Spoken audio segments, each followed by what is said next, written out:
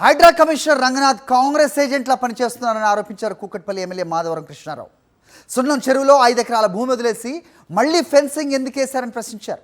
2017లో అధికారులు ఇచ్చిన సమాచారాన్ని వదిలేసి 2014లో ఇచ్చిన దాన్ని ప్రామాణికంగా తీసుకోవడం ఏంటని మండిపడ్డారు. తనకు నచ్చిన భూమిని ప్రైవేట్ అని, నచ్చని దాన్ని ప్రభుత్వం అని ప్రకటిస్తున్నారన్నారు. రంగనాథ్ తీరు ఇలాగే కొనసాగితే ఆయనపై ఫిర్యాదు చేస్తామని చెప్పారు మాధవరం కృష్ణారావు. కాంగ్రెస్ పార్టీ ఏజెంట్ గా పనిచేస్తున్నావు.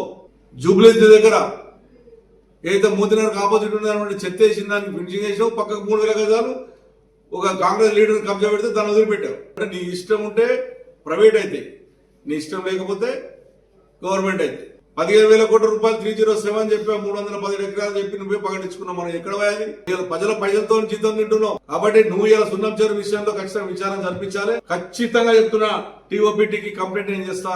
ముస్లిం గ్రేవ్ గార్డ్ గురించి మేము వదిలిపెడితే దాని కూడా నువ్వు రాజకీయం చేస్తున్నావు. రాజకీయ నాయకుడుగా నీకు ఏం సంబంధం ముస్లిం గ్రేవ్ గార్డ్ గురించి? కలెక్టర్ గారు కంప్లైంట్ చేశాం, ఎంఆర్ఓ కంప్లైంట్ చేశాం. వాళ్ళ ప్రాసెస్ నడుస్తూ ఉంది. ఇతను పోయి అక్కడ కూర్చొని ఒక పార్టీకి అనుకూలంగా మాట్లాడి నేను చెప్పింది రైట్ నేనే ఇస్తాను, నువ్వు ఏనికి నీకేం సంబంధం ఏనికి? ముఖ్యమంత్రికి రేవంత్ రెడ్డి